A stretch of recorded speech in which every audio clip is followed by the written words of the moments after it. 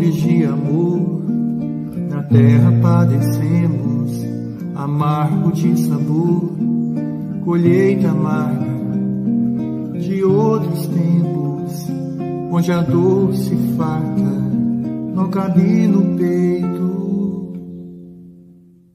Servo de Maria, humílimo servidor, traz à terra neste dia a medicina do amor.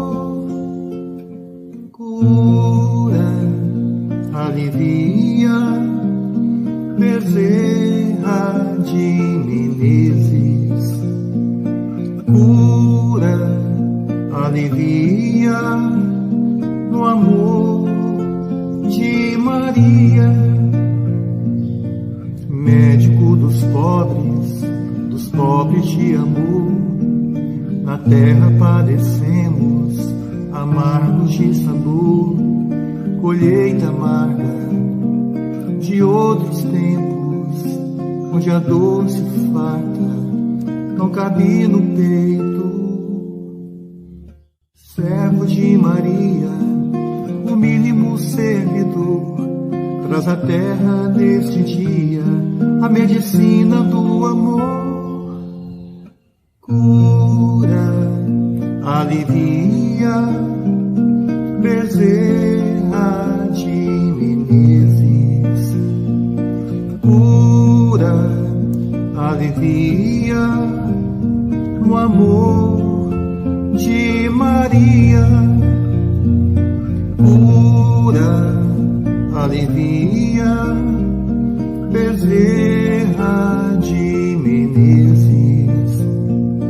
Cura, alivia, no amor de Maria.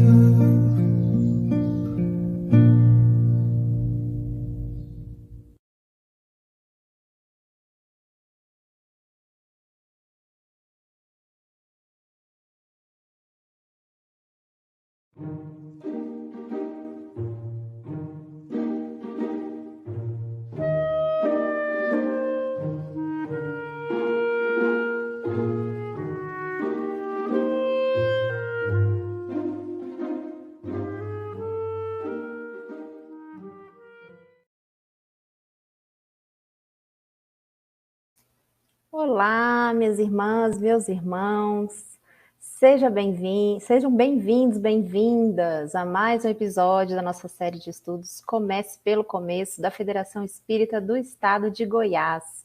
É uma alegria imensa estar com vocês aqui para mais um domingo de estudos do Evangelho segundo o Espiritismo. E para nós, iniciarmos aqui, como sempre temos feito, vou fazer aqui para vocês a minha audiodescrição como forma de acessibilidade para aquelas pessoas que não conseguem nos ver claramente. Então, vamos lá, o meu nome é Carla, eu sou uma mulher jovem, eu tenho a pele morena, eu tenho os cabelos escuros, lisos, eles estão soltos, longos, tenho os olhos escuros também. Eu estou usando uma camisa branca na noite de hoje, estou sentada aqui na minha casa, atrás de mim há uma parede lisa. Então sejam todos bem-vindos, essa foi a minha audiodescrição, estou muito feliz de estar aqui com vocês na noite de hoje, e para poder me acompanhar aqui, temos aqui, o nosso irmão Jefferson não estará conosco na noite de hoje, por outros compromissos, temos aqui uma surpresa, nossa amiga Camila. Olá, Camila, bem-vinda. Oi, Carla, boa noite a todos que nos acompanham. Eu gosto sempre de relembrar que eu adoro ver esse grupo de estudos que a gente já formou, né? Os nossos participantes ao longo da semana. É muito bom estar nessa proposta, né, de lives de Comece pelo Começo, estudando Kardec com todos vocês. Sejam bem-vindos, muito bom estar aqui no domingo também. Vou também fazer a minha audiodescrição. Sou Camila, tenho 39 anos, pele clara, olhos castanhos, cabelo escuro com mechas claras. Hoje eu estou usando uma camiseta preta. Estou aqui no meu quarto, que para mim é sempre difícil de escrever, mas eu tenho a minha TV, meu mural de recados e a minha cama. E muito feliz de estar aqui, Carla. Não vou Muito esconder. bom. Bem-vinda, viu, Camila? É um prazer ter você aqui conosco na noite de hoje. E vamos então avisar para os nossos irmãos, nossas irmãs, né? Relembrar aqueles que estão aí nos acompanhando, que nós estamos aqui utilizando, né, esse momento de estudos para estudarmos as obras básicas e a revista espírita, né, de Allan Kardec. E estamos aqui utilizando para as obras básicas a tradução de Guilom Ribeiro, que vocês encontram para download no site da FEB e da FEEGO, né? Então, tem aí disponível para vocês possam acompanhar, estudar conosco, disponível gratuitamente para download para vocês, então as obras básicas e a revista espírita no site da FEB e da FEEGO. Mas tem um pessoal que gosta do livro, né, Camila? Aliás, eu acabei de passar umas fotos para a Carla de qual é o estado dos meus livros, né? É verdade. Muitos comentários, é isso que eu gosto. Então, e para o pessoal que gosta do livro, né, que prefere o livro físico, eu também, né, sou dessas, a gente tem aí disponível para você que está aqui em Goiânia como eu, vocês podem ir lá na livraria da FEEGO e comprarem, né? Tenho certeza que vão lá para achar uma obra básica e vão sair com mais um livro ali debaixo do braço, porque é maravilhosa, a livraria é linda. Mas para quem não está aqui em Goiânia, como a Camila, por exemplo, vocês podem acessar aí o site livraria.feego.org.br, que vocês podem adquirir as obras básicas e outras obras mais. Não é isso? Exatamente. E a gente agradeceu, né, a participação de todos, né, esse grupo de estudo que nós já formamos, mas a gente não pode deixar de agradecer, né, Carla, os nossos parceiros nessa transmissão. Primeiramente, a FEEGO, por essa oportunidade única e maravilhosa desse estudo, e também os parceiros nessa nossa transmissão. Temos a TV Goiás Espírita, a Web Rádio Fraternidade, a Rede Amigo Espírita, o Lar de Jesus, a CERJ, a Rádio Nova Luz, a TV Secal e o IGESE, né, levando esse estudo para cada vez mais corações. Por isso que é importante que vocês curtam e compartilhem para que a rede entenda que esse conteúdo é relevante e chegue cada vez mais a diversas pessoas nesse país inteiro, como a gente já vê aqui no chat. Aqui fora, né, Carla? É verdade, estamos aí construindo um grande grupo de estudos, uma grande família, não é? Uhum. Bom, falando em família, né, vamos trazer aqui a nossa tela o nosso irmão Rafael Siqueira. Olá, Rafael, bem-vindo, boa noite, meu irmão. Olá, Carla, olá, Camila, muito boa noite, família comece pelo começo. Eu quero até cumprimentar algumas pessoas, muito boa noite, José Teles de Sá Jerônimo, Dona Lázara Rodrigues está sempre com a gente, Ana Maria, Kemily Bueno, a nossa Rosângela aqui da CEF, a famosa Rô, gente, muito boa noite, Rô. Muito boa noite, Lili Fará. Olha quem está conosco hoje, Dona Lili e Camila Fará. Muito boa noite, Elizabeth Silva. Nosso Robson Ribeiro, que esteve com a gente na semana passada e hoje está nos prestigiando. Muito boa noite, minha querida Monalisa Oliveira, Lívia Marinho, a Gessandra Gonçalves. Eu tenho te visto todas as lives, viu, Gessandra? Continue conosco estudando o Evangelho. Muito boa noite, Beatriz Cecília Rolo, Claudenir Alexandre, Pedro Cóssio, que eu já sei que é o pai da nossa Milena Cóssio. Da Milena. Obrigado pela sua presença, viu, Pedro? Muito boa noite, Nil Santos, Mestre Otacílio Rangel, muito boa noite, Marcos de Carvalho, que eu também tenho visto em todas as lives.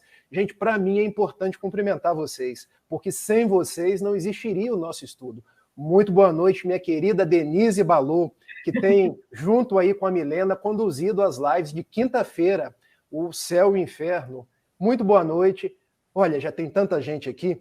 E vai entrando, né, vai entrando, cada um de vocês e dizer que nós estamos em casa. Eu sou Rafael Siqueira, um jovem de 41 anos, ainda com os cabelos negros, não tem tinta ainda não, tá, gente? Ainda tá pretinho. Uso óculos, os cabelos, os olhos também são pretos. Tô com a camisa escrita Caridade, porque o tema da noite é Fora da Caridade não há salvação. Tem ao meu fundo os meus tijolinhos brancos, quem dera, é o paninho comprado lá no Mercado Livre. E na noite de hoje eu tenho a grata satisfação, porque vocês perceberam, né, Carla e Camila? Nós estamos transformando o nosso comércio pelo começo num espaço de estudo, de poesia, de música e de amigos. Nós já trouxemos Jorge Elahá, trouxemos o nosso querido Robson Ribeiro e hoje nós fomos buscar lá nas Minas Gerais, do pão de queijo, do cafezinho, um grande amigo de Uberlândia. Eu costumo dizer, Camila, que tudo que vem das Minas Gerais é bom, de Santa Catarina também, e de Goiás igualmente. Mas quando eu digo isso, minha esposa está escutando. Ela é de Governador Valadares. Então eu ganho beijo depois da live. Nosso amigo William Jacó, um palestrante, um escritor, alguém que fala para a gente no Café com Espiritismo e coordena o grupo do qual eu comprei essa camisa, o grupo Leon Denis, que promove os seminários, os encontros de Leon Denis todos os anos. Seja bem-vindo, William. Bom, boa noite a todos, a todas. Obrigado, Rafa, Camila, Carla, né? Uma alegria estar aqui com vocês nesse ambiente para a gente estudar e também dar boas gargalhadas. Eu já ri bastante com um ambiente realmente bem descontraído e, enfim, só tenho a agradecer a todos vocês, fazendo a minha audiodescrição para o pessoal. Eu tenho 36 anos, sou do sexo masculino. Cabelo, os que ainda estão aqui, estão brancos, alguns pretos, mas já se encaminhando para ficarem brancos. Mas eu já nem me importo se realmente todos embranquecerem, desde que eles resistam aqui. Tenho os olhos castanhos, a pele branca, uso óculos, estou com a camiseta preta, escrita Leon Denis, e também LD, né, as iniciais, que eu adoro, sou fã de Leon Denis. E ao meu fundo aqui eu tenho uma estante com algumas centenas de livros. Então... bom, eu acho que não faltou nenhum detalhe, eu até anotei, porque é a primeira vez que eu faço essa audiodescrição, então é sempre uma experiência diferente, mas olha, já me ensinou muito isso aqui, é algo que a gente precisa realmente fazer, e parabéns por realmente incentivar a inclusão. Não, foi excelente, William, fez aí Passou bem... no teste, William. Passou. Exatamente, aprovado, né? Bom, pessoal, agora que nós estamos aqui com a equipe, deixa eu falar uma coisa antes de eu esquecer, porque realmente a minha mãe é super fã do William, né? A gente escuta ele no Café com Espiritismo de manhã, e esse sotaque mineiro, show. Pronto, pode continuar. Um abraço para Lili. Quando eu vi o comentário dela, eu falei, deve ter algum parentesco com a Camila, não pode. Mas que bom saber que a sua mãe... Um abração, um beijo, Lili. Não, eu ia só dizer que estamos agora com a equipe aqui toda na tela, vamos aproveitar, então, antes da gente iniciar, né? Fazemos a nossa prece inicial para aí sim começarmos a nossa live, né, com propriedade. Convido nosso irmão Rafael para fazer a nossa prece, por favor. Gente, vocês viram que a nossa música inicial foi dedicada a Bezerra de Menezes, porque esse mês é o mês que comemoramos o nascimento dele, dia 29 de agosto. Então vamos elevar-nos em prece a Jesus e a Bezerra de Menezes, o apóstolo da caridade, e pedir que eles permaneçam conosco na noite de hoje, nos intuindo, nos protegendo, facultando-nos o aprendizado do Evangelho sob a ótica da veneranda doutrina espírita. Pedimos que faculte ao William nos trazer a mensagem do fora da caridade não há salvação, esteja com ele, esteja igualmente com Carla, com a Camila, com todos aqueles que nos acompanham pelas diversas redes espíritas. Sê conosco hoje, agora e sempre, guardando-nos na tua paz, que assim seja. Que assim seja. Muito obrigada. Então, olha só, pessoal, como aqui de costume, vamos começar aqui, nossos irmãos vão fazer a explanação e vocês podem colocando aí as suas perguntas pelo chat. A gente já falou semana passada sobre qual seria o tema. Quem trouxe as perguntas de casa já pode colocar aí agora. Quem não teve tempo, não conseguiu, estude aqui conosco agora e vão colocando aí as suas perguntas enquanto a explanação for sendo feita, que depois Camila e eu retornaremos aqui para a gente poder trazer as perguntas, os comentários, para a gente estudar junto aqui com vocês, tá certo? Bom, então, William, Rafael, a gente vai deixar vocês aí um pouquinho, mais tarde nós voltamos, né, Camila? Sim, até logo, amigos. Meu amigo William, sinta-se em casa, a palavra é sua. Bom, Rafa, quando você me passou o tema, capítulo 15 do Evangelho segundo o Espiritismo, fora da caridade não há salvação. Claro que só esse tema em específico já daria, assim, para a gente viajar muito nele, buscando até a definição de Jesus, né, sobre qual seria o sentido da caridade, tal qual ele, o nosso mestre, entendia, que está na sua camiseta aí, né? Benevolência para com todos, indulgência para com as imperfeições alheias e perdão das ofensas. Então, só aqui daria para a gente já ter muito trabalho nessa live de hoje, mas eu decidi piorar um pouco em termos assim de ter mais trabalho, já sabendo que a gente vai ter um tempo posterior para trocar ideia, para responder perguntas. O que eu decidi fazer? A gente dá uma viajada no capítulo inteiro, que é o capítulo, repito, 15 do Evangelho segundo o Espiritismo, até para a gente entender a forma como Kardec constrói esse capítulo. Lembrando que este aqui, como vários outros, Kardec tem a estrutura padrão, de certa forma. Retira textos do Evangelho, coloca comentários seus, pessoais, contribuições de Kardec, e, posteriormente, instruções dos Espíritos. Nesse caso aqui do capítulo 15 é Paulo, o apóstolo. Então, só para a gente entender, porque ele começa aqui trazendo aquilo que muitos julgam como sendo o momento do juízo final, aquela passagem belíssima, bonita, que muitos de nós, a gente até se emociona de ver, de ler, ou quando a gente vai escutar um áudio, Jesus falando, né? Vou até ler um trecho aqui, que tive fome e me destes de comer, tive sede e me destes de beber, tive necessidade de alojamento e me alojastes, estive nu e me vestistes, estive doente e me visitastes, estive na prisão e viestes me ver. Mostrando que nesse resumo da caridade, que aqui é o que é preciso para ser salvo, Kardec coloca assim, vem nos trazer a importância da caridade no seu duplo aspecto, o aspecto material e o aspecto moral. Então, essa é a importância, porque a doutrina espírita, ela, de certa forma, ela amplia, né, o conceito de caridade, não só trazendo a questão 886 de Jesus, como também nos trazendo lições, nos chamando a atenção da importância desse duplo movimento. Porque há indivíduos que materialmente estão resolvidos. Não tem sede, não tem fome, não tem necessidade de uma doação de agasalho, estão bem agasalhados, estão numa casa luxuosa, numa casa boa, o saldo bancário está maravilhoso. Enfim, esses indivíduos, a caridade material para eles, de certa forma, não faz muito sentido. Mas aí, para eles, seria necessário, então, a caridade moral, porque há indivíduos com todos esses requisitos que eu vos disse, mas sozinhos, isolados, necessitando de uma mensagem amiga, de um amparo, de um sustento, de uma visita. E no outro lado, há indivíduos que sim, necessitam do pão, da água, da coberta, de algo material. A gente ainda vive no mundo, e sobretudo nós no Brasil, em que há uma profunda desigualdade, em que há muitos tendo quase nada e pouquíssimos tendo um excesso.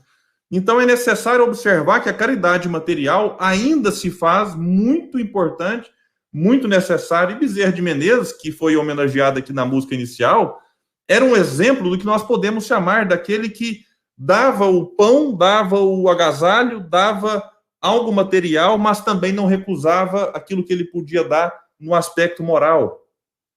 E aí depois Kardec avança e vem nos trazer o quê? A parábola do bom samaritano. Que aqui a gente talvez tenha o resumo do que é realmente também caridade, agora de uma forma parabólica, de uma forma alegórica. Jesus vai nos contar algo que não importa se aconteceu, se não aconteceu. A gente poderia trabalhar aqui os símbolos que essa parábola carrega e que são maravilhosos, mas a essência aqui, o que era? Um homem caído, um homem que foi assaltado. E aí nós temos aqui um levita passa e não faz nada, um sacerdote passa e também não faz nada, e quem decide fazer algo é justamente de quem menos se esperava, que era o samaritano. Porque se a gente olha no capítulo 9 de Lucas, pouco antes de contar essa parábola, Jesus tinha que se hospedar, e na viagem para Jerusalém, parar em Samaria para se hospedar, e os samaritanos recusaram pouso. Os discípulos ficaram, me perdoe a expressão mais moderna, grilados, né? Ficaram assim, possessos, mas não é possível, você quer que desce raio e destrua tudo? Não, calma lá. Aí ele vai contar uma parábola, e quem é o bom da parábola? O samaritano. Porque tinha uma, me perdoe a outra expressão, treta, né, entre os samaritanos e os judeus. E aí Jesus conta isso para mostrar, olha, o que importa não é se quem ajudou foi esse ou aquele, mas de fato o que foi feito. E aí o samaritano também dá o apoio, mas ali tem vários verbos que a gente poderia aqui debruçar sobre eles, né? Olha, se aproxima, algo que a gente não tem feito hoje, a gente hoje custa olhar para as pessoas. A gente, tudo bem, estamos na pandemia, a questão da aproximação é algo delicado, mas vamos esquecer só esse momento, e mesmo assim a aproximação com todos os cuidados também, ela pode ser feita, mesmo nessa caridade material. Então, assim, mas ali vai ter aproximação, vai ter o olhar. Nós vivemos num mundo tão agitado, tão corrido, a gente mal tem tempo de fazer as coisas e cheio de compromissos. A gente não tem olhado uns para os outros. Permitam-me contar uma pequena história que aconteceu com o Wagner Moura, do Fraternidade Sem Fronteiras. Tem um vídeo dele que circula na internet maravilhoso, e ele conta isso nas palestras, por isso eu tenho a liberdade de trazer. Ele conta que estava lá num dos acampamentos na África, né, em que a Fraternidade faz um trabalho maravilhoso, e cheio de coisa para fazer, o pessoal chegou e falou, Wagner, tem uma mãe ali com um filho cheio de feridas, quer que você veja o que pode ser feito. O Wagner, na ocasião, estava ocupado, não estava assim, não, eu estou aqui no lazer, não, ele estava realmente ocupado com outras tarefas e pediu para que a mãe levasse a criança depois. E assim foi feito. E aí, quando o Wagner, tudo bem, deixa eu ir lá ver, apesar que assim, ele não entende e tal, e ele conta que quando ele olhou a situação, ele ficou tocado de compaixão, porque a realidade ali era dramática. E ele pensou, puxa vida, mas aqui a gente não tem nenhum dermatologista, não tem ninguém que pode dar um auxílio mais direto, mais imediato. O que fazer? Naquela hora ele lembrou de uma amiga que estava no Brasil. Então ele pega, faz uma chamada de vídeo, mostra a situação para ela, ela fala, não, Wagner, eu estive aí, eu sei, tem um remédio esse e aquele, está em tal lugar. Pega esse remédio, passou lá como tratar aquelas feridas, e assim foi feito. Tempos depois, a mãe retorna com o filho sem o problema. E a lição que ele vai trazer para todos nós é o que ele precisava, até diante da sua, de certa forma, incapacidade de sozinho resolver aquilo, o que ele precisava era olhar. E este é um ponto que a gente hoje não olha. Se a gente olhar ao nosso redor, e hoje as coisas parecem que elas nos influenciam e nos forçam a olhar cada vez mais para baixo, a gente está andando e mexendo no telefone, se a gente para no semáforo, se ele acabou de ficar vermelho, nós já contabilizamos, eu tenho 1 minuto, mais ou menos, para mexer no telefone, responder alguém, mandar um áudio, ouvir um áudio acelerado no 2, porque o nosso tempo está cada vez mais curto, e a gente transforma o dia de 24 horas em 25, 26, porque a gente acelera o áudio, a gente acelera um vídeo no YouTube, e aí a gente estica esse nosso tempo fazendo 2, 3 coisas, e enfim, e a gente, ao invés de olhar para o lado e perceber que quantas pessoas que estão ali tentando vender uma balinha para ter o dinheiro para ir para casa e comprar comida. E se a gente não tem dinheiro, porque nem sempre a gente tem, acontece, né? Cidade grande é um negócio complicado. Uberlândia, por exemplo, se você vai no centro da cidade e volta, você deve ser abordado. Eu moro num bairro relativamente próximo, a uns 5, 6 quilômetros. Mas eu juro para vocês, meus amigos, quem está lá em Niterói, enfim, em Goiânia, a realidade não é muito diferente, talvez é até pior do que a minha aqui. Do centro da cidade até a minha casa, eu devo ser abordado por mais ou menos umas 20 pessoas. Ora pedindo, ora fazendo malabarismos e depois pedindo alguma moedinha, ora vendendo uma fruta, ora vendendo um chiclete, uma balinha. Enfim. E se a gente não olha para essas pessoas, o desafio é olhemos nos olhos. Olhemos nos olhos.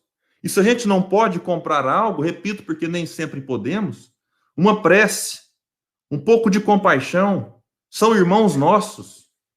E nesse caso, a caridade ela pode se dar de várias formas.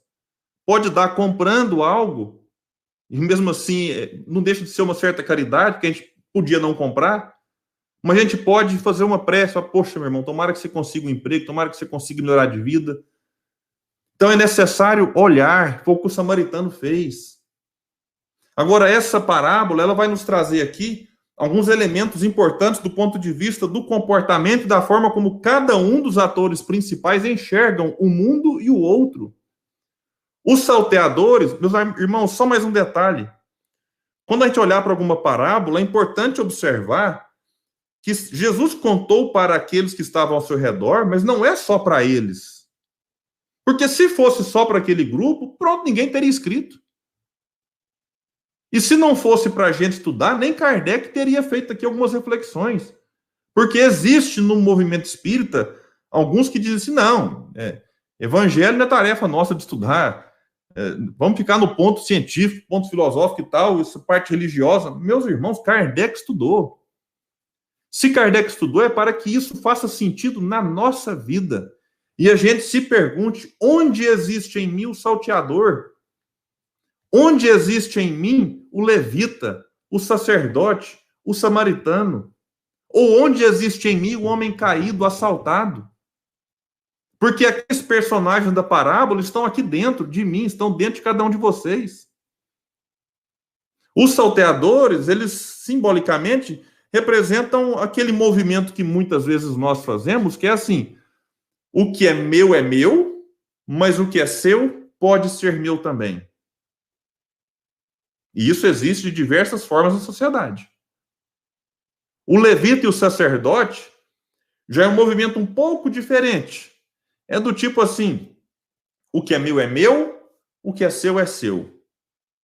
É o famoso cada um por si, Deus por todos. Ou, em outras palavras, uma certa indiferença. Olha, eu vou cuidar dos meus problemas, você cuida dos seus. Já o samaritano, nessa relação do meu e seu, é o seguinte, o que é seu, mas o que é meu pode ser seu também. Porque aí o samaritano compartilha. Ele não tira e ele não fica indiferente. Ele fala, o que é meu pode ser seu. E faz esse movimento da caridade. Doando recursos materiais, na ocasião, sim, ele pagou a pensão, mas doando um pouco de si. Porque muitas vezes, na justificativa de que eu não posso ajudar financeiramente, materialmente, a gente não faz nenhum tipo de ajuda. Então, este é um ponto que essa parábola nos convida a refletir.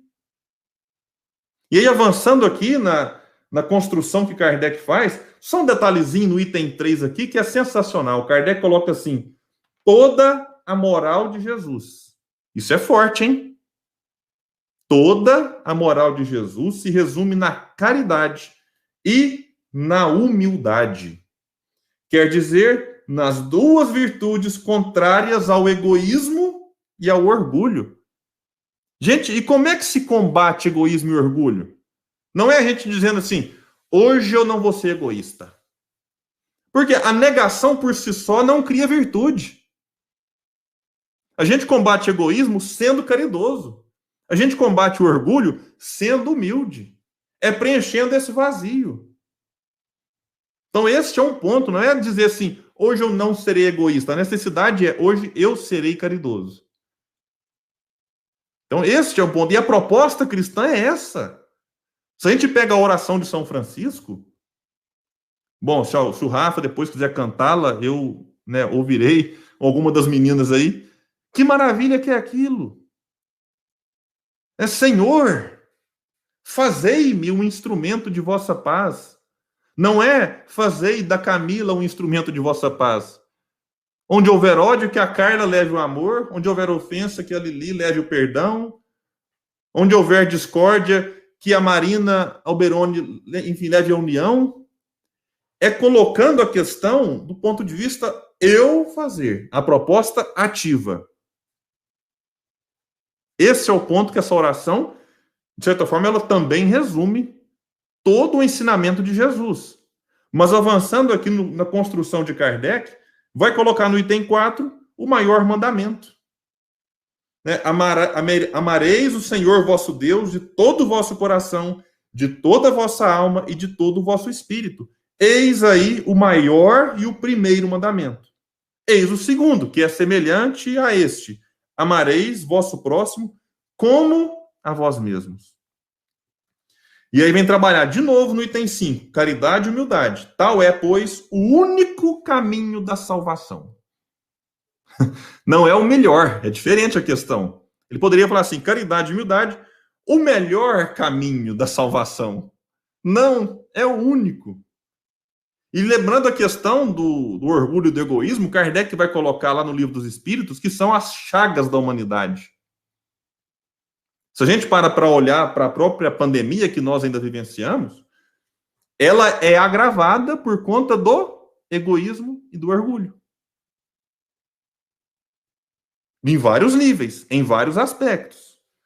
E aqui avançando, então, nós teremos no item 6, necessidade da caridade segundo São Paulo. Vai trazer a epístola aos Coríntios. Ainda quando eu falasse todas as línguas dos homens e mesmo a língua dos anjos, se não tivesse caridade, não seria senão como um bronze sonante e um símbolo retumbante. E quando eu tivesse o dom da profecia, penetrasse todos os mistérios e tivesse uma perfeita ciência de todas as coisas, quando tivesse ainda toda a fé possível até transportar as montanhas, se não tivesse a caridade, eu nada seria. E quando tivesse distribuído meus bens para alimentar os pobres e tivesse entregue meu corpo para ser queimado, se não tivesse a caridade, tudo isso não me serviria de nada. A caridade é paciente, é doce, é benfazeja. A caridade não é invejosa, não é temerária e precipitada. Não se enche de orgulho, não é desdenhosa, não procura seus próprios interesses, não se melindra e não se irrita com nada. Não suspeita mal, não se regozija com a injustiça, mas se regozija com a verdade. Tudo suporta, tudo crê, tudo espera, tudo sofre. Agora, estas 3 virtudes, a fé, a esperança e a caridade, permanecem. Mas entre elas, a mais excelente é a caridade. Como Paulo era maravilhoso, é maravilhoso ainda, né? E aí Kardec vem trabalhar a ideia do fora da caridade não há salvação. Em contraponto ao dogma da igreja, que é fora da igreja não há salvação. O dogma divide, porque cria barreiras, cria muros. Ou você está comigo e está salvo, ou não está aqui e está perdido. E aí a gente cria sectarismos, cria divisionismos, cria ódios. Porque aí a gente passa a não querer estar perto de quem não está salvo. Começamos a nos dividir cada vez mais. Enquanto fora da caridade nos une, nos aproxima, constrói pontes. E aí, meus irmãos, é necessário que nós tomemos muito cuidado para que não tragamos para o movimento espírita de forma adaptada o dogma da igreja, fora da igreja não há salvação. Porque aí a gente começa a dizer, fora da palestra espírita não há salvação. Fora de quem toma passe não há salvação. Fora da campanha do quilo. Poxa, é importante todas essas atividades. Eu sou presidente de um centro espírita, não estou fazendo campanha contra a presença das pessoas nas lives, nas palestras, nas campanhas que fazemos. Mas a maneira como muitas vezes nós lidamos com os ausentes indica que a gente ainda traz um pouquinho lá no fundo, talvez no inconsciente, essa ideia de que fulano sumiu das palestras, está perdido. Ih, fulano faltou 3 campanhas do quilo seguida, não vai ser salvo. Ou, como a gente agora sabe que não existe mais céu nem inferno, aí a gente, umbral e nosso lar, né? A gente dá uma adaptadinha aqui, fala, ih, coitado, vai para o umbral mesmo. Aquilo ali não tem salvação. Então é necessário a gente observar, até o Chico disse, né, que se Kardec tivesse escrito fora do espiritismo não há salvação, ele não teria sido espírita. De que essa é uma passagem das que mais o encantou. Porque aí a gente vai olhar para os outros e dizer, olha, o que importa é o amor. Se essa pessoa, para praticar o amor, encontrou na doutrina espírita um caminho para isso, que maravilha. Somos confrades, somos confreiras. Mas se essa pessoa, para praticar o amor, ela acha que é melhor estar no catolicismo, que maravilha, que seja um bom católico. Ou no protestantismo, ou no umbandismo, ou... Aí pronto, agora quem vai para o umbral vai ser eu. No ateísmo. Né? A pessoa, William, mas ela tem uma crença de que depois da morte tem o nada. Poxa, mas aí é uma questão, depois ela resolve isso. Mas a gente já parou para pensar, fazendo o amor, praticando a caridade, como ela não atrai em torno de si espíritos amigos, que depois da própria morte a auxiliarão? Enquanto muitos de nós, com a consciência de continuidade da vida, não praticando a caridade, estaremos isolados no mundo espiritual. Perturbação espírita, todos passaremos. Questão 65, Livro dos Espíritos. Na verdade, ele vai trabalhar na 163, né? E na 165 ele fala, mas o conhecimento do espiritismo, ele pergunta, Kardec, não dá uma... Eu estou adaptando mineiramente falando, gente. Não dá uma ajudadinha conhecer o espiritismo? Falou, olha, ajuda e ajuda muito. Porque o espírita já conhece antecipadamente o que lhe aguarda. Ou seja, nós já sabemos, a vida continua, somos imortais, reencarnaremos quantas vezes forem necessárias para que atinjamos a perfeição, a pureza espiritual. Nós já sabemos disso. Agora, lá está dito, questão 65, o que mais ajuda é a prática da caridade e a consciência pura. Espírita é um rótulo. Católico é um rótulo. Eu sou homem. Estou homem. Daqui a pouco o espírito não tem sexo. Por exemplo, tem uma virtude que eu tenho que confessar isso, é ser vascaíno. E aí, ser vascaíno é uma virtude das maiores. Não é fácil não, gente. Vocês pensam que é brincadeira? Você reencarna no Brasil, mundo de prova e expiação, e torce pro Vasco. Pensem no que é gostar de sofrer. Então, assim, mas daqui a pouco eu desencarno, não importa se eu fui vascaíno, flamenguista, fluminense, se eu torci pro Goiás, pro Vila Nova, é o que eu fiz, porque enquanto vascaíno, eu posso bater em alguém que torce pro Flamengo.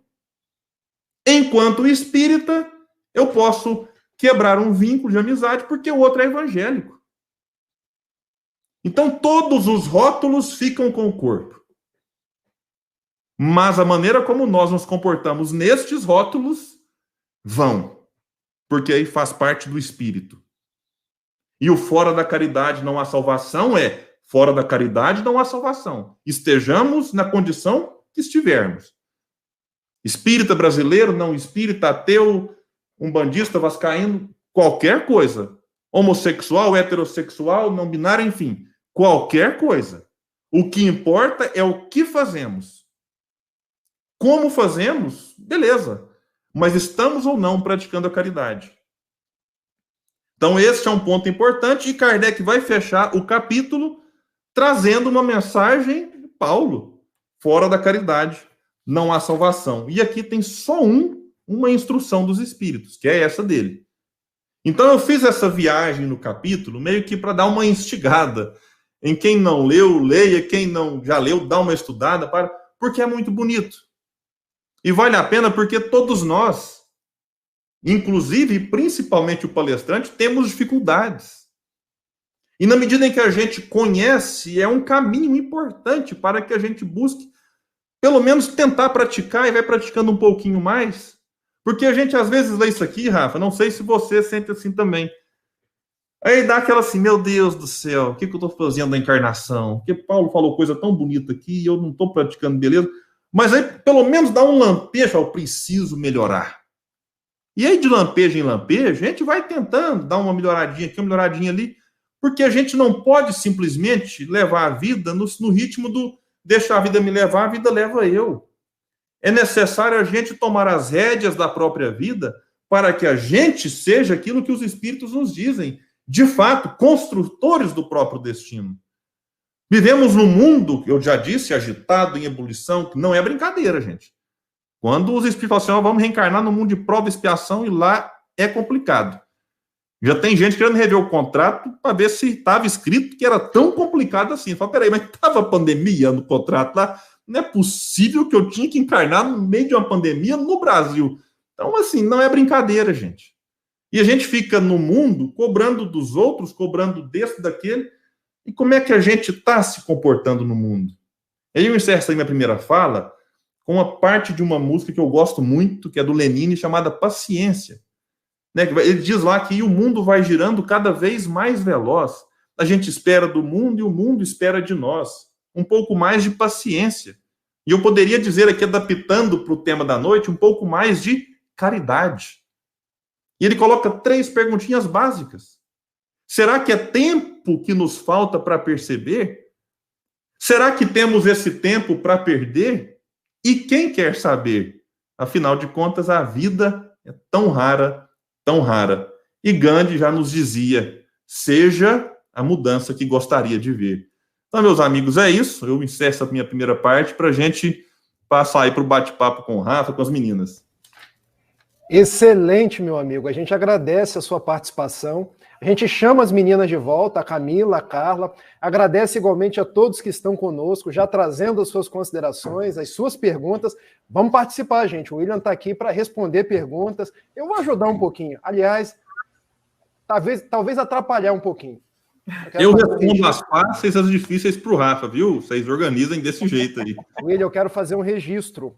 Nos deu boa noite dona Sandra Maria Borba Pereira, uma grande professora. Eu quero mandar um beijo para ela.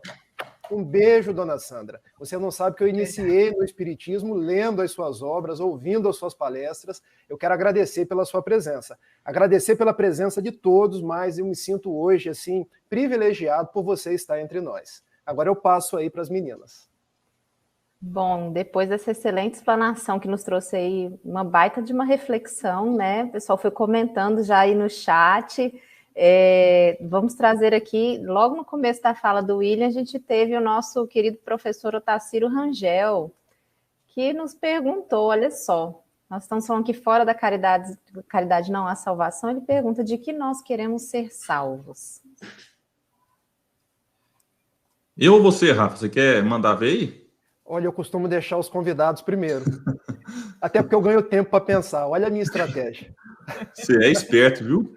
Bom, a questão da salvação do Otacílio, o Otacílio é um grande mestre, eu aprendo muito com ele, então é uma honra tê-lo aqui, né, assim como a Sandra, enfim, todos, né, aqui participando do chat.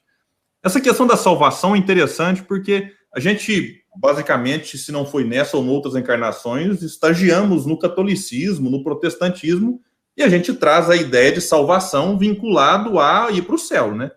Então, quem foi salvo vai para o céu. E aí no Espiritismo não tem mais céu, como a gente imaginava. E aí salvo para onde, então? Salvo de quê, né? Então, essa salvação para o Espiritismo seria progresso. Então, na medida em que eu faço a caridade, eu progrido. E progredindo, a gente faz isso de que jeito? Aperfeiçoando o próprio espírito. Então, essa salvação seria me salvar das minhas próprias imperfeições. Então, na medida em que eu só praticar a caridade, eu não terei mais imperfeições. Jesus, por exemplo. Jesus é um espírito puro. Não tem mais imperfeições para trabalhar orgulho, egoísmo.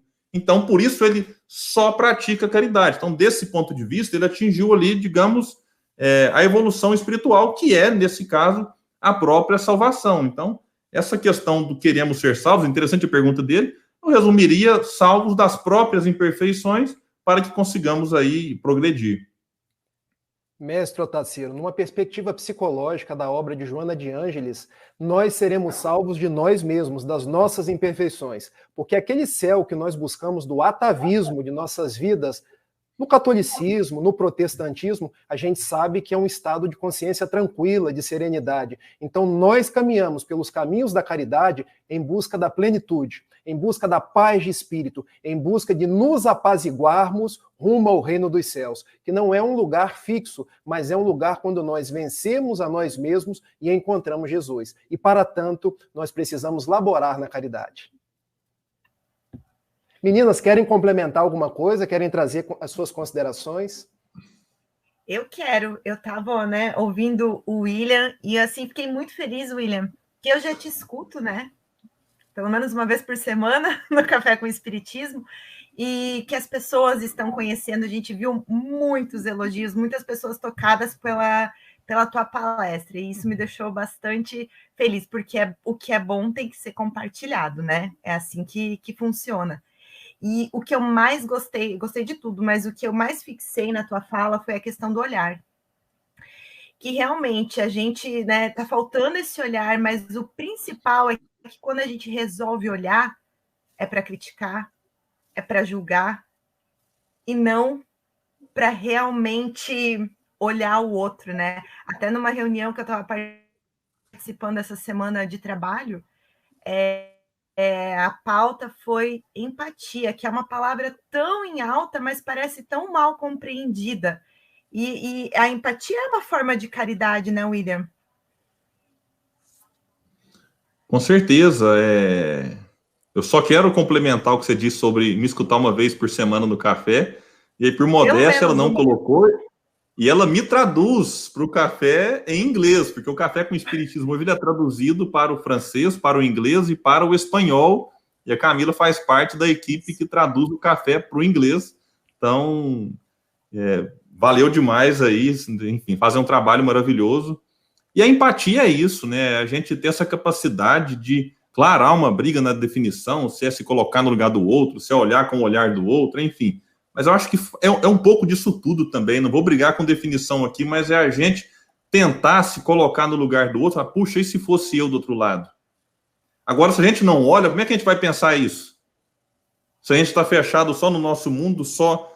Enfim. Agora, eu já adianto, meus amigos, quando a gente passa a olhar o mundo com outros olhos, assim, tentando fazer esse movimento, que não é sempre que a gente faz, mas nas poucas vezes a gente consegue fazer isso, isso é forte, isso mexe com a gente, sabe assim, eu tive em São Paulo essa semana passada agora, e aí a gente acha que a realidade aqui é complicada, você chega lá, você vê, enfim, passei por uma situação, por exemplo, de 2 vendedores ambulantes brigando, literalmente falando, sabe assim, e aí um pegou uma bengala de alumínio, que ele próprio usa, e jogou no outro, e a bengala já entortou, e aquilo juntou pessoas para tentar separar. Enfim, é uma situação, a gente vai perceber, aí tem uma série de problemas envolvidos, e a gente, enfim, tem que olhar para tudo isso, sabe? Tantas coisas acontecendo ao nosso redor, e enfim, eu sei que a vida de muitos de nós também não está fácil em alguns aspectos, mas é isso, a gente ao mesmo tempo que olha para o outro, aí tem alguém olhando para nós, fala, nossa, você não está bem hoje, né? O que está acontecendo? É o que eu disse lá atrás, talvez o armário está cheio, talvez a barriga está cheia, mas há outras questões nos incomodando. Então esse é um desafio que a gente tem que fazer, e às vezes há pessoas que moram com a gente, que convivem com a gente, que não estão bem também, e a gente não está olhando nem para aqueles que estão junto com a gente, para os nossos pais, para os nossos filhos, aqueles que têm pais e filhos encarnados, enfim. Então essa empatia está muito vinculada à questão do olhar, sim, viu, Camila? Camila, posso colaborar? O William está indo hoje pela linha evangélica, eu estou tentando trazer uma linha da psicologia, porque a gente vai aumentando a amplitude do nosso estudo. Existe um psicólogo da terceira onda da psicologia, a onda humanista, chamada Carl Rogers, e um livro notável, Tornar-se Pessoa, onde ele diz que a virtude por excelência é a empatia. Empatia é a capacidade de olhar o mundo sob os olhos das outras pessoas. Por dentro, patos, emoção. É quando eu consigo ver o mundo sob o prisma da dor da outra pessoa.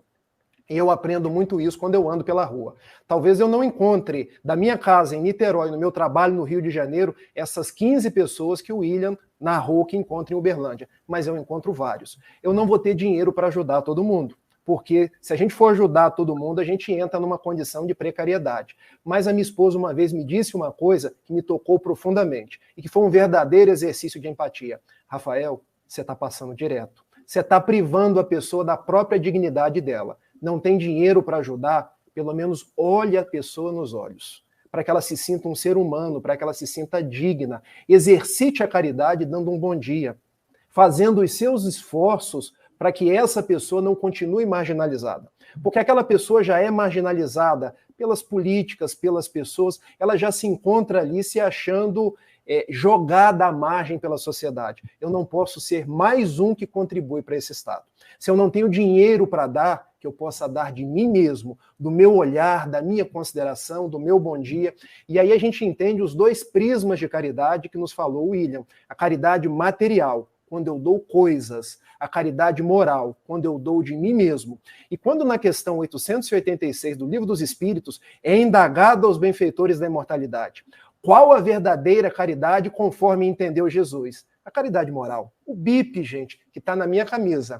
Benevolência para com todos, indulgência para as imperfeições alheias, perdão das ofensas. Ao nos deparar, então, com alguém na rua, alguém que eu poderia julgar, porque a gente julga, mas é um viciado, é alguém que não quer trabalhar, que eu não faça esse julgamento, que eu seja indulgente, benevolente, porque é benevolente para com todos, não é benevolente só para aquele que torce para o mesmo time, que vota no mesmo partido, é para com todos. E aí nós vamos entendendo o sentido da caridade moral que nos recomendou Jesus. Sabe, Rafa, que eu até estava vendo esses dias uma outra definição que eu gostei muito de empatia, que não é simplesmente só se colocar no lugar do outro, é saber o quanto o nosso lugar afeta o outro, né? Que é o que você falou, né? Desse olhar para o outro e não marginalizar mais ainda, né? Porque a nossa presença, às vezes, já faz isso, né? Com certeza. Bom, meus irmãos, tivemos aqui mais uma pergunta. O Daniel Rosa de Assis coloca aqui para nós. Se antes de reencarnar, o espírito pode ter uma pendência no tocante ao orgulho, as circunstâncias existenciais são pedidas a bem do cultivo de sermos mais humildes, independente da classe social? Com certeza, com certeza. A gente reencarna para trabalhar aquilo que a gente precisa trabalhar, né? Então é natural que a gente ou peça, né? Ou que os benfeitores espirituais nos orientem nesse sentido. Fala, olha, né? Enfim, dentro do planejamento, como a gente tem estudado em diversas obras, a gente reencarna, de certa forma, se a gente fala muito, fulano tem esse merecimento e tal, beleza, mas é diante também das nossas necessidades. Então é natural que a gente venha para trabalhar justamente aqueles pontos que eventualmente não foram bem trabalhados. E aí você pode, mesmo em classe social, vamos dizer assim, o fulano reencarnou rico, mas também para trabalhar o orgulho, mas ele pode reencarnar pobre também para trabalhar o orgulho, enfim. Mesmo estando em diferenças, que não dá para a gente dizer assim, não, se o fulano é rico é porque já não é orgulhoso mais. Ou não, se ele é pobre é porque não é mais. Em todas as classes percebemos pessoas orgulhosas. Então não é só a classe que vai nos direcionar, olha, se você está nessa é porque o orgulho não foi bem trabalhado. Também não é nesse sentido. Mas é claro que a gente reencarna, aí pegando ali uma palavrinha que eu achei legal, circunstâncias, né? Para a gente trabalhar essas imperfeições. Me permite só fazer um comentário aqui da Lili, que eu achei super importante. Ela fala que eu me sinto tão impotente em não poder ajudar a todos que pedem. E, bom, pode parecer meio doido, mas que maravilha que você sente isso. Porque sentir isso é bom. Porque ruim seria se a gente não sentisse nada. Que seria a indiferença. Eu não me importo. Então, essa sensação de impotência é um movimento da alma que reconhece que algo precisa ser feito. E não podendo, como a gente imaginava que é a questão, às vezes, do dinheiro, que a gente possa se sentir um pouco mais leve, aí sim, eu acho que é necessariamente aliviar um pouco o coração, fazendo aquilo que a gente pode, que é como o Rafa colocou, olhar para essa pessoa, ou às vezes a gente está passando e nem tem oportunidade de olhar, a gente às vezes está em movimento, né? Que a gente possa sentir um pouco assim de compaixão, de empatia, de mandar um pensamento positivo e não de julgamento. Enfim, então sentir-se impotente, às vezes, pode nos fazer internamente um movimento interessante de modificação. Sem contar, né, que a gente tem que reconhecer as pequenas coisas, as pequenas ajudas, né?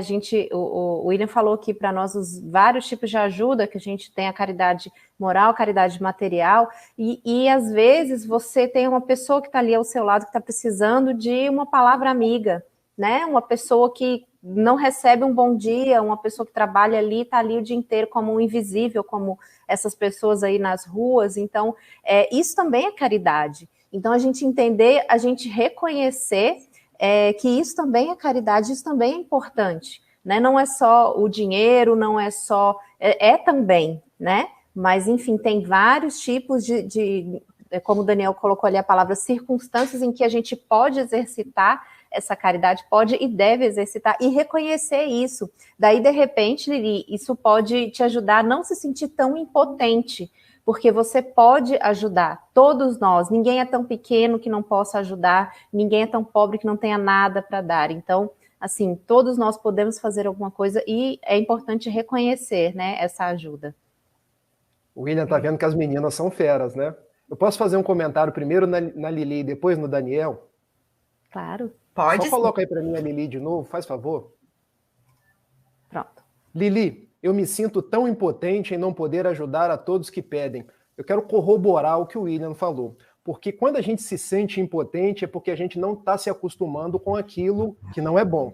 Existe uma palavra criada por aquele que trouxe a Hatha Yoga para o Brasil, o professor Hermógenes, que é a normose, que hoje já virou até um livro de um grande psicólogo da linha transpessoal, daqui do Brasil, ali do Triângulo Mineiro, Roberto Crema. E o que é a normose? É a nossa capacidade de tentar tornar normal aquilo que não é normal. Então, veja, pessoas com dificuldades, pessoas com problemas, pessoas com as mais variadas dores, não é normal a gente se tornar indiferente a tudo aquilo. Então, quando a gente se sente incomodado, se sente impotente, é porque existe os pródromos do bem dentro da gente. Existe o sentimento cristão. Agora, o que a gente tem que fazer? Nós não conseguiremos ajudar todo mundo, mas nós poderemos fazer a nossa parte. E qual é a nossa parte? É tal qual o pequeno beija-flor. Ele vê um incêndio crepitando, ele vai lá com a boquinha dele, pega as pequenas gotículas e joga no incêndio. E o elefante perguntou assim para o beija-flor: ô beija-flor, você acha que vai apagar o incêndio com essas gotinhas?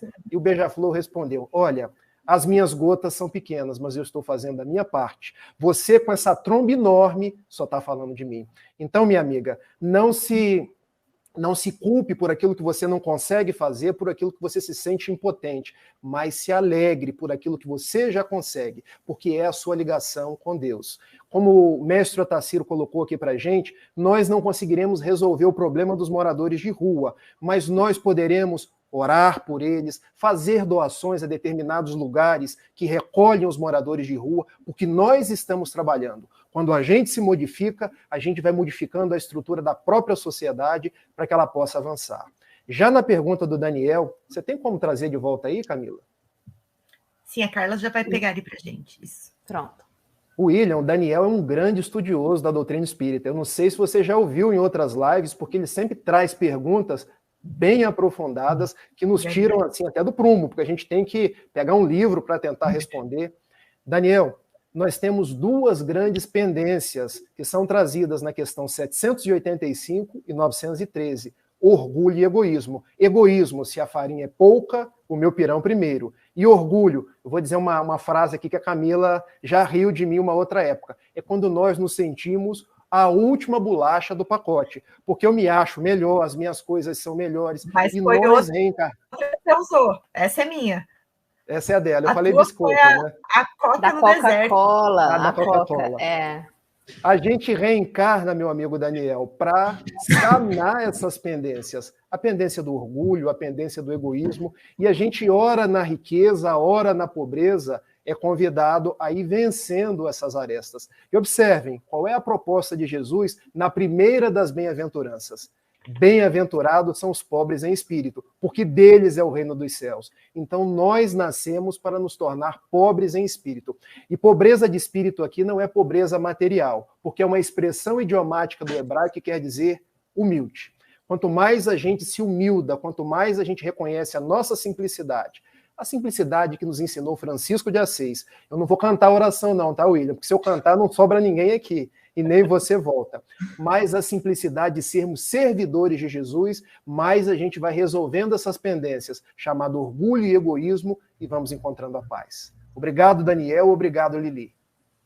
Lembrando, né, que a caridade é o amor em movimento. Se a gente não tem o material, como o professor Otacílio bem lembrou, a prece, o poder dela, acho que a gente não tem ainda consciência. A gente fala, mas ainda não consegue medir, né, a força e o tamanho dessa prece. Então, realmente, quando não tem o material para oferecer, gente, né, o nosso amor, a nossa prece, as nossas bênçãos, elas são sempre muito mais do que bem-vindas, né, Rafael? Exatamente. E temos mais perguntas, agora da Ana Maria. E eu acho bem interessante a pergunta, porque tudo que se volta para nós, eu acho complicado. E aí, William, quanto à caridade para consigo mesmo? Olha, assim, essa questão talvez do amor próprio, né? Porque quando a gente pensa em caridade, a gente normalmente pensa sempre em direção ao outro. É claro, dificilmente a gente pensa na caridade para consigo. E a Ana Maria, quando ela colocou lá atrás, eu comecei a refletir aqui, porque assim, se a gente vai lá para a questão 886 da camiseta do Rafa, benevolência para com todos. Beleza. Indulgência para com as imperfeições alheias.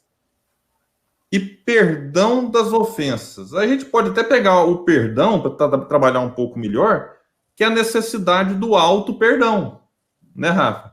Que alguns vão dizer, e aí o Rafa depois pode explorar melhor isso, que é o primeiro passo para até que eu consiga perdoar o outro.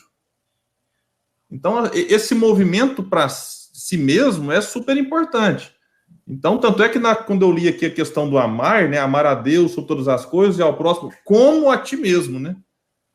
Então, é assim, eu vou oferecer para o outro aquilo que eu tenho. Então, como é que eu vou oferecer 1 milhão para Camila agora se eu não tenho 1 milhão? Eu preciso ter para oferecer. Então, eu vou oferecer a caridade para o outro, que é justamente aquilo que eu possuo, aquilo que eu tenho.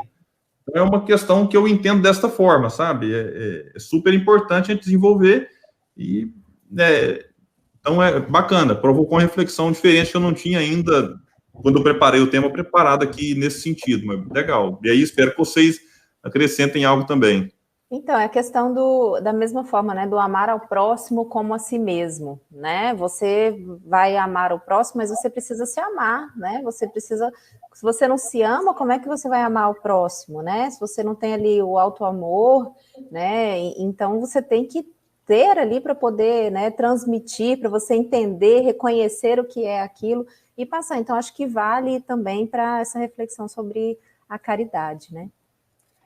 Exato. Ana Maria, existe uma outra frase de Jesus quando ele nos diz que a boca fala do que o coração está cheio.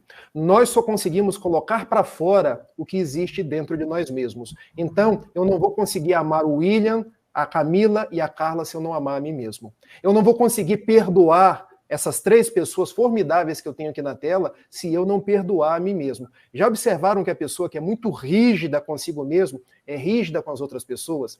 Então, o primeiro exercício que a gente faz é o exercício do auto-perdão, do auto-amor, para depois chegar, eu vou utilizar-me agora de uma palavra de Joana de Ângeles, o halo-amor, o halo-perdão. Partindo do auto-perdão, a gente chega no perdão a outra pessoa. Partindo do alto amor, a gente chega no perdão a outra pessoa. Daí a gente entende porque Jesus falou amar a Deus, amar ao próximo como a si mesmo. É verdade. Vamos aqui para a nossa próxima questão. A nossa irmã Denise pergunta: a caridade tem limite? Quando se torna abuso, ou seja, quando a pessoa passa somente a depender da caridade, sem nada fazer? Bom, a caridade tem limite? Não. E quando se torna abuso? Não sei. Poderia parar aqui, porque realmente não tem como a gente... o fulano está abusando. Porque assim... mas como é que eu vou saber se ele realmente não está fazendo nada?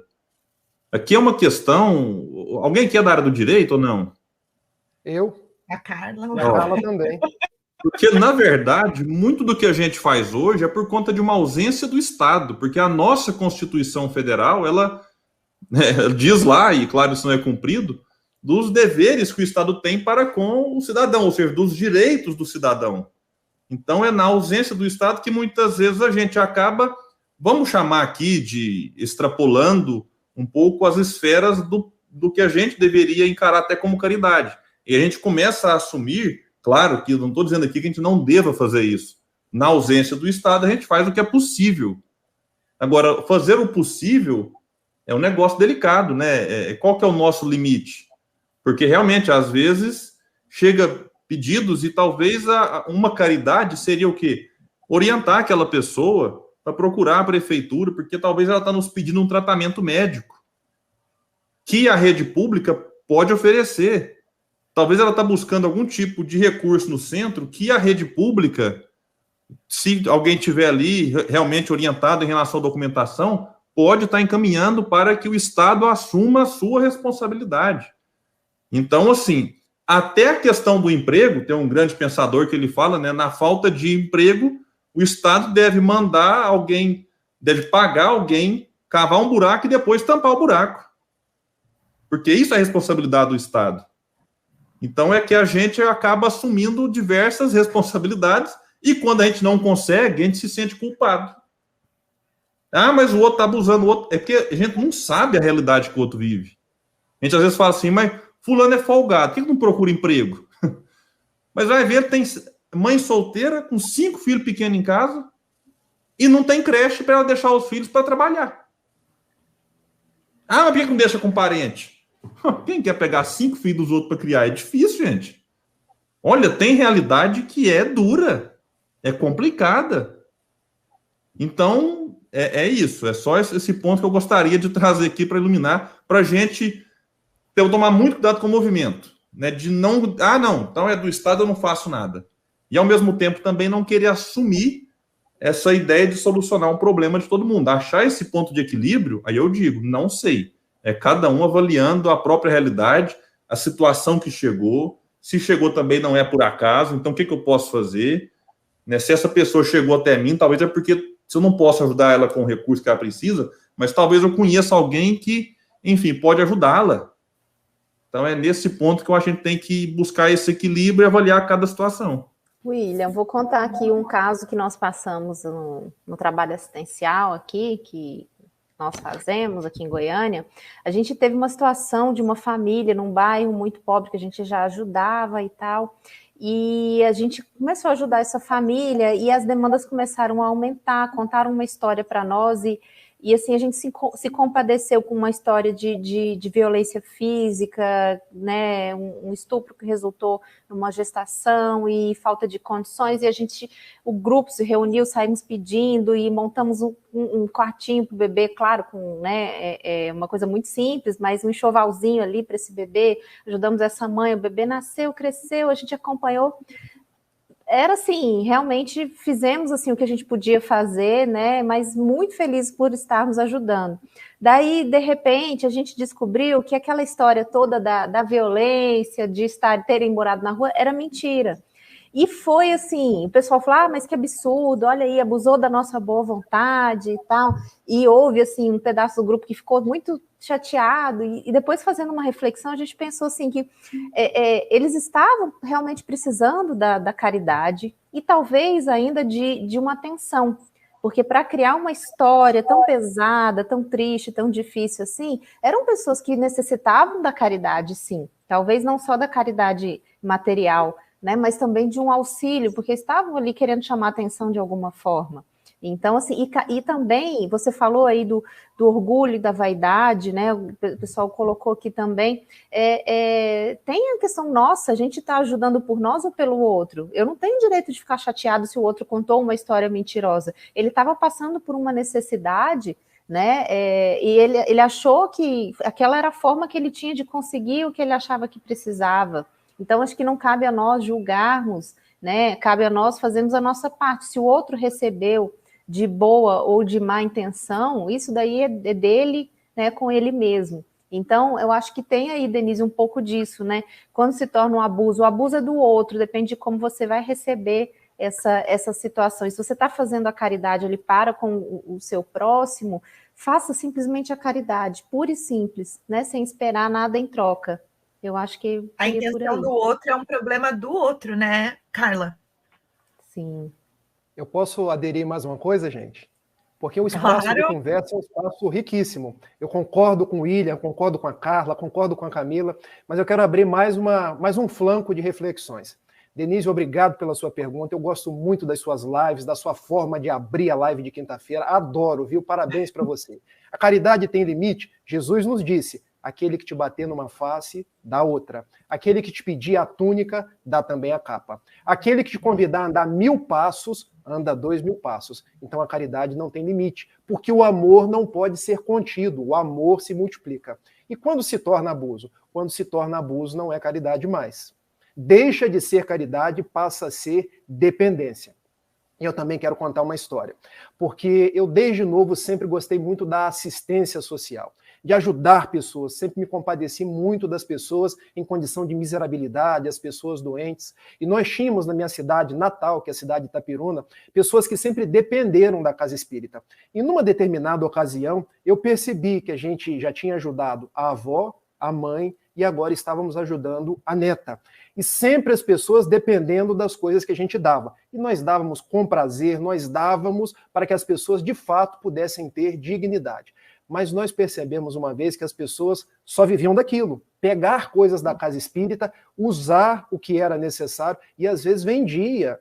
É lógico que a gente não tem, conforme a Carla falou, nos preocupar com o que as pessoas estão fazendo, mas nós percebemos que se tratava de um abuso. E eu recebi, então, uma frase de José Raul Teixeira, que para mim não é só um mestre, mas um pai espiritual, quando ele disse assim: Rafael, guarde isso. Quando a gente dá coisas, a gente está fazendo caridade. Mas a melhor caridade é quando nós promovemos almas para Jesus. Nós não podemos deixar as pessoas dependentes de nós. Nós temos que libertá-las. Essas pessoas precisam aprender um ofício. Essas pessoas precisam sair da condição de beneficiárias da casa espírita e trabalhar por si próprias, trabalhar por outras pessoas. É bem certo que no início não adianta eu querer ensinar a pescar quem está com fome. Eu dou o alimento, mas depois a pessoa, ela corre pela sua subsistência e aquele que hoje é ajudado pode no futuro ajudar outras pessoas. Então, se me permite, Denise, quando se torna um abuso, deixa de ser uma caridade. E muitas vezes a minha filha faz umas chantagens comigo, porque a gente sabe como é que é filha, né, Camila? Ela me pede, me pede. Em determinados momentos eu tenho que dizer assim: não, minha filha. E é pirraça, é choradeira, mas nós queremos o bem da pessoa. Então, se a pessoa está abusando, é hora da gente agir tal qual Jesus. Dizer sim, sim, não, não. A pessoa vai brigar, vai para as redes sociais dizer que a gente não é caridoso, que a gente sequer é espírita, mas nós estamos fazendo bem para ela. Hoje ela reclama, amanhã ela agradece. Quantos foram os nãos de Divaldo Pereira Franco?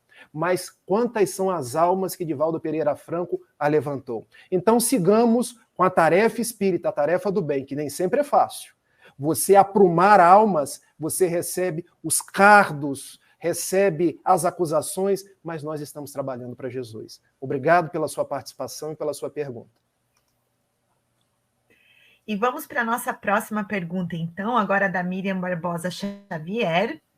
Boa noite, meus irmãos. Ver o Cristo em todos seria o melhor exercício de olhar, amar a todos que passam por nossa estrada? Então, esse exercício do olhar e amar a todos que passam por nossa estrada é ver o Cristo? Olha, eu considero que esse seria um movimento, assim, para a gente fazer pelo menos, olha, eu estou fazendo para o Cristo. Porque não deixaria de ser uma caridade com uma condição, né? Ah, peraí, vai que é Jesus que voltou, tá naquele ali, né? Então, é um ponto assim, o ideal é que isso não acontecesse, Miriam. É o que eu penso, e, pelo amor de Deus, gente, vocês discordem se for o caso. É quase fazer... É difícil, assim, a gente deve fazer de forma incondicional. O amor é assim. Você não coloca condições. Então, se eu faço com medo daquele ser Jesus, e vai que eu estou negando para Jesus, então eu meio que estou colocando algum tipo de condição na minha ajuda. Agora, Jesus fala na passagem que eu falei do me vestistes, me visitaste, então, é quando fizestes a um desses pequeninos, é a mim que fizeste. É nesse sentido da gente amar os outros, como muitas vezes nós dizemos que amamos Jesus. Então, é mais ou menos assim, uma referência de amor, né? Ah, eu vou amar a todos como eu amo os meus filhos, por exemplo.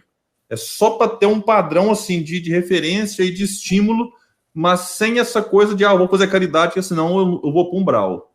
Aí a gente acaba fazendo por interesse, o que tem uma certa importância, porque aí depois isso vira algo natural. Então, já aconteceu com muitas pessoas. Começa a fazer algo porque está com medo, porque por causa disso daquilo, e daqui a pouco sente tanto prazer que aquilo que começou por um motivo estranho, daqui a pouco vira algo natural e bom.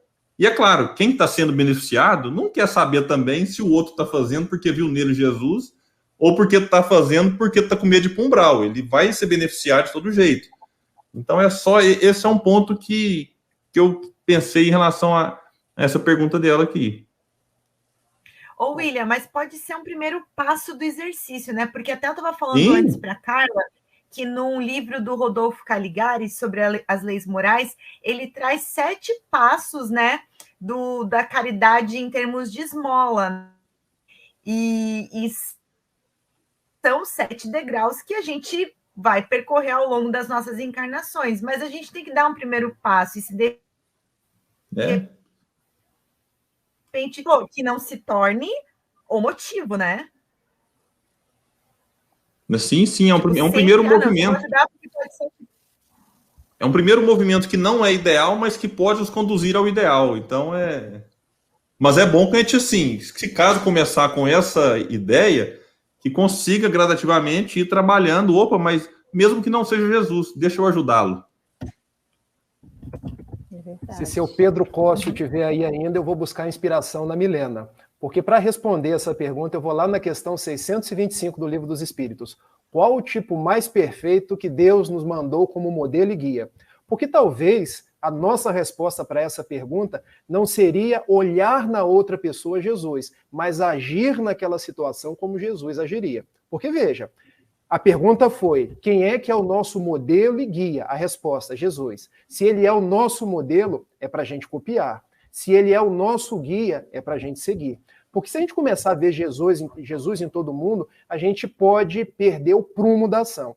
Porque Jesus sabia vociferar contra os homens do tempo, mas sabia agasalhar a mulher adúltera. Jesus sabia agir de acordo com cada situação.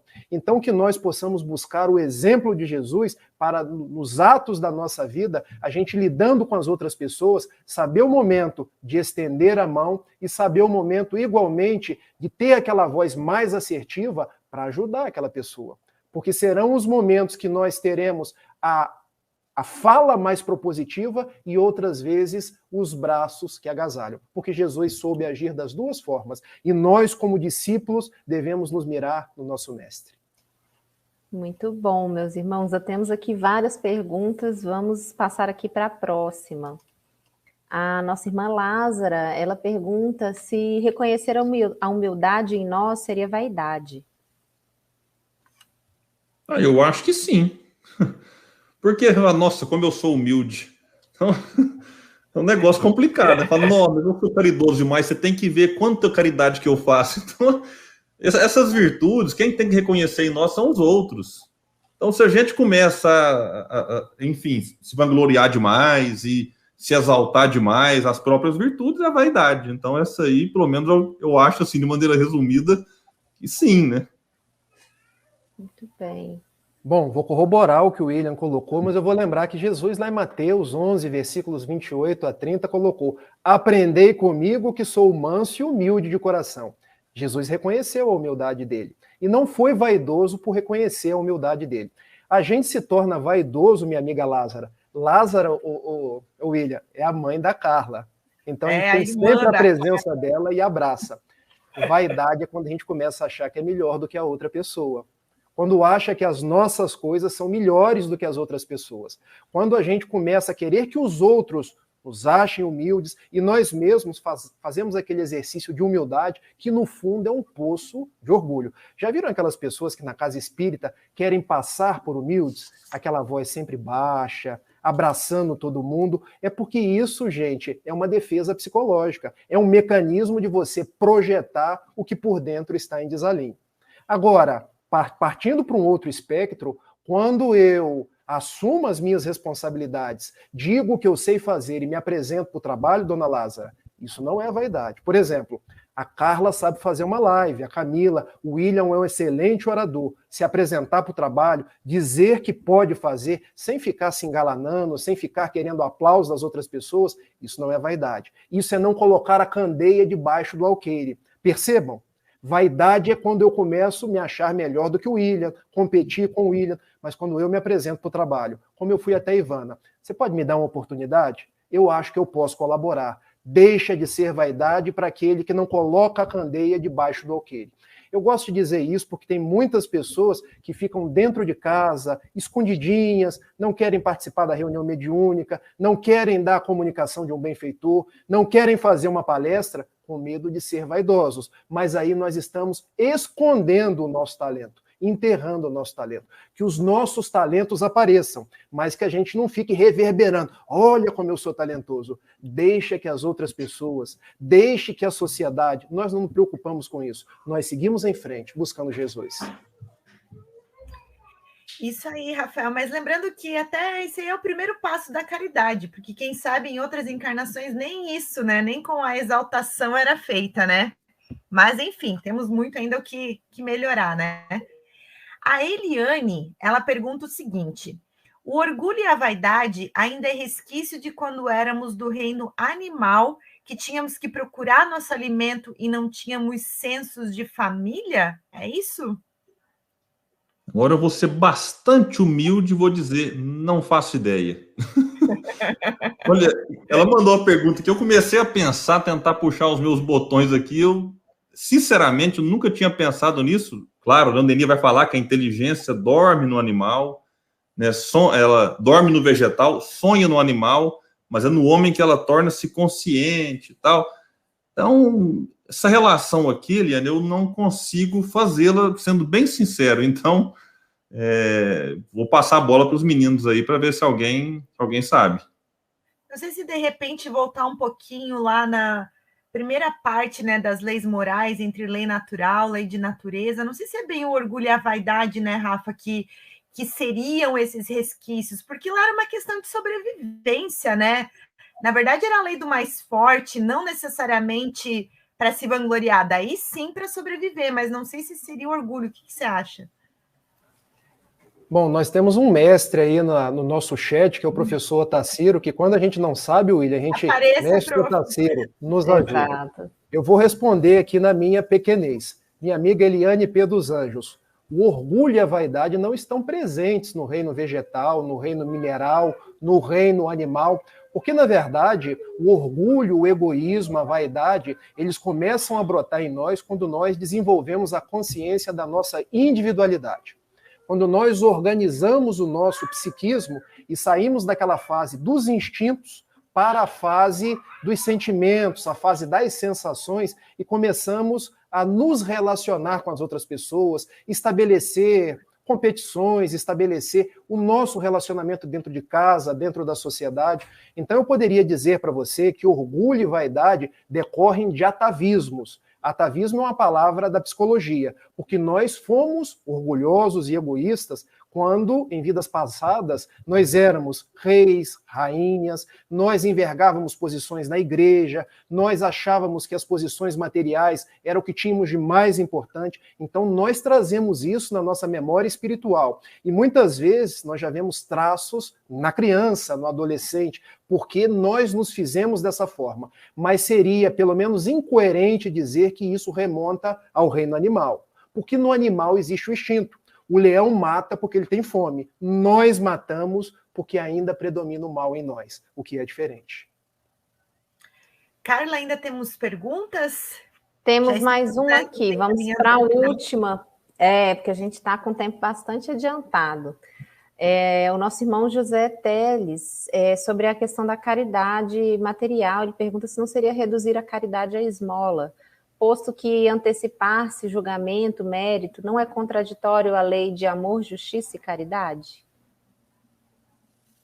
Olha, o Kardec aborda no Livro dos Espíritos que a esmola ela tem a sua importância, né? Ela é importante. A gente não pode também desprezar a necessidade da esmola, que, né, a gente poderia até encontrar exemplos no próprio Evangelho que reforçam a importância disso.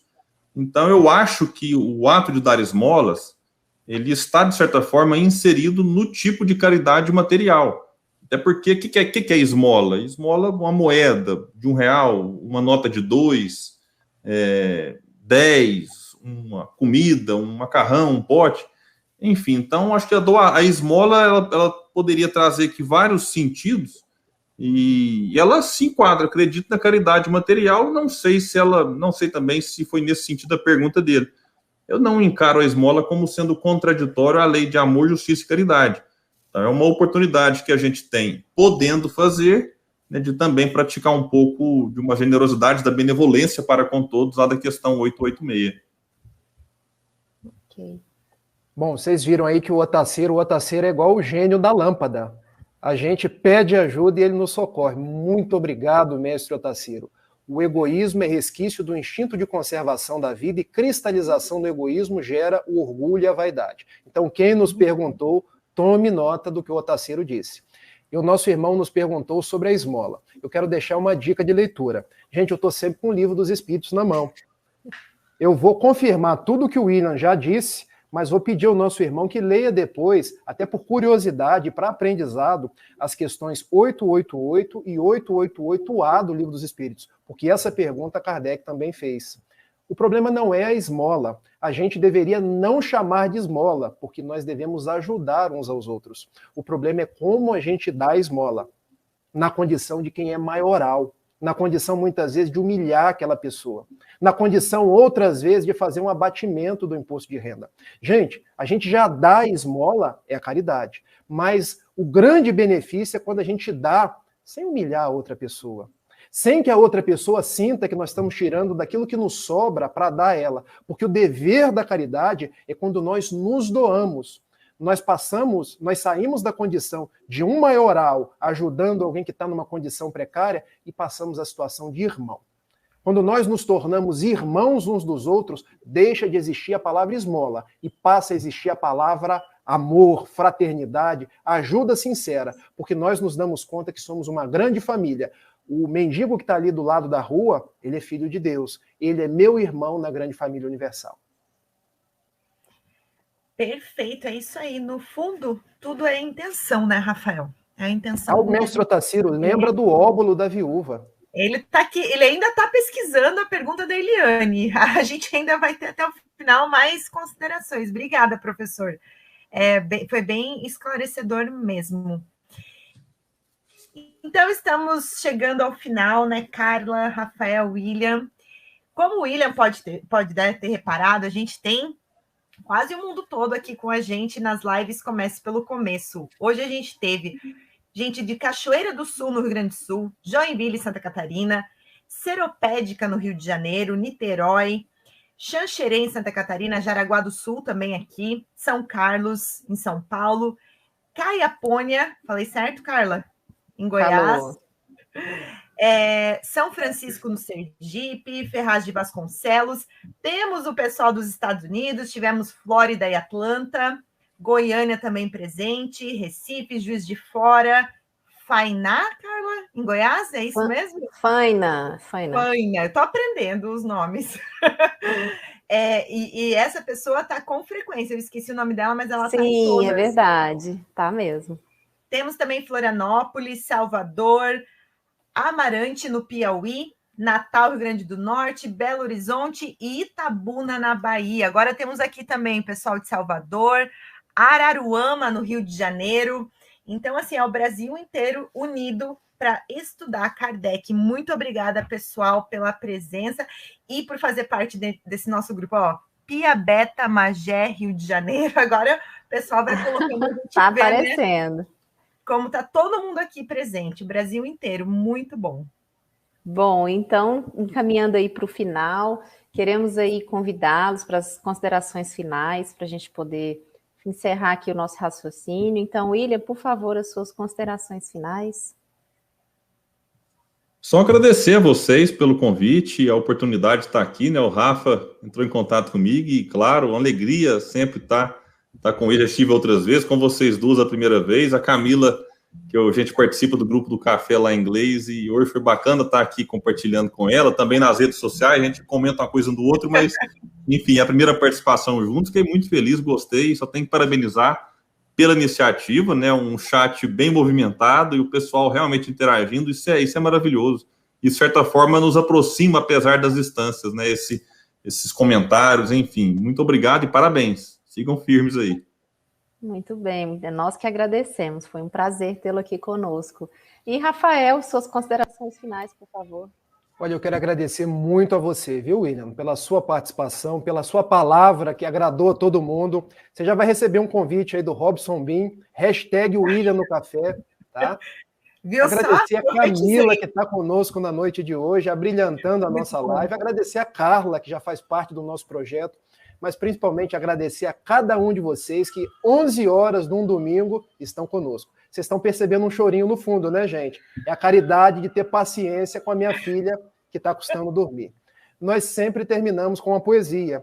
Hoje a poesia é de Gabriela Mistral, a poetisa mexicana, Prêmio Nobel de Literatura, que ela nos fala do prazer de servir, nos dizendo assim: toda a natureza é um serviço.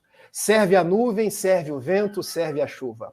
Onde haja uma árvore para plantar, plante-a você. Onde haja um erro para corrigir, corrija-o você. Onde haja um trabalho e todos se esquivam, aceite-o você. Seja o que remove a pedra do caminho, o ódio entre os corações e as dificuldades do problema. Há a alegria de ser puro e a de ser justo, mas há, sobretudo, a maravilhosa, a imensa alegria de servir. Que triste seria o mundo se tudo se encontrasse feito, se não existisse uma roseira para plantar, uma obra a se iniciar. É muito mais belo fazer aquilo que os outros recusam. Mas não caia no erro de que somente há mérito nos grandes trabalhos. Há pequenos serviços que são bons serviços. Adornar uma mesa, arrumar seus livros, pentear uma criança. Aquele é o que critica, este é o que destrói. Sejamos nós o que servimos. O servir não é faina dos seres inferiores. Deus que dá os frutos e a luz, serve. Seu nome é aquele que serve. Ele tem os olhos fixos em nossas mãos e nos pergunta a cada dia: já praticou a caridade hoje? Um beijo, até a próxima semana. Na próxima semana teremos novidade. Não é nenhum convidado, mas estejam conosco e vocês vão conferir. Isso aí, pessoal. Nós convidamos vocês para continuarem conosco, né, os nossos estudos. Nossa equipe aqui do Evangelho segundo o Espiritismo estará aqui no próximo domingo. Continuaremos o nosso estudo. E, Rafael, qual que é o tema da semana que vem? Bom, fechei aqui porque a minha filha está querendo dizer o tema no Auê do Choro.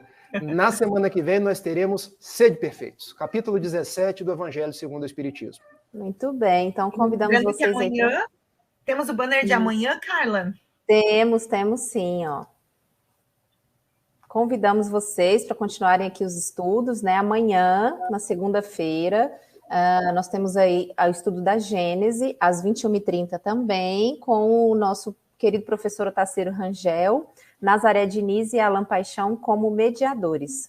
Então, seguimos aí, meus irmãos, minhas irmãs, com a semana de estudos, né? Esperamos ter vocês aqui conosco, seguimos juntos. Então, até no domingo que vem, aliás, até amanhã, né, no nosso estudo da Gênese. Muito obrigada, William, Rafael, Camila, a todos vocês aí do chat. Vamos aí encerrar, como sempre, com o nosso poema, a nossa prece através do poema. Muito obrigada a todos e uma boa noite. Boa noite, gente. Cantiga de Gratidão, de Maria Dolores, psicografia de Chico Xavier. Já não quero senão entendimento. Graças te dou, Jesus, porque me ensinas que o teu amor em tudo é sempre grande, ainda mesmo quando se te expande na beleza das coisas pequeninas. Sei que vivo distante do heroísmo, que vejo fulgurar entre as almas de escol, mas posso ser o apoio em que se tente socorro e proteção a uma planta doente para que não lhe falte a carícia do sol. Não consigo extinguir a penúria da terra. Entretanto, Senhor, no espinheiral de luta em que ainda me embrenho, posso partir sem mágoa o pão que tenho para um gesto de amor.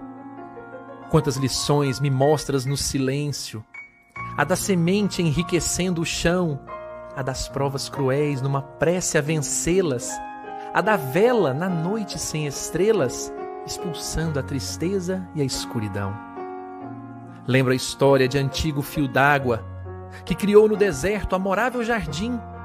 Lembro a lagarta e a seda, nobre e rara, a pérola e a concha que a formara, por lágrimas de luz crescida em dor sem fim. Penso na areia resguardando o rio, na pedra que se oculta assegurando o lar, na raiz da roseira às vezes sob estrume, para que a rosa em vagas de perfume possa elevar-se à vida, existir e brilhar. Observo e registro os meus empeços, que o passado de débitos me traz, mas posso ser na fé que hoje me alcança uma simples tarefa, um toque de esperança, uma palavra boa e um sorriso de paz. Estou feliz, Senhor, porque me ergueste, serva que por teus servos se conduz, e porque rogo luz sem que a treva me tome, por trazer em minha alma a bênção de teu nome, agradeço, Jesus.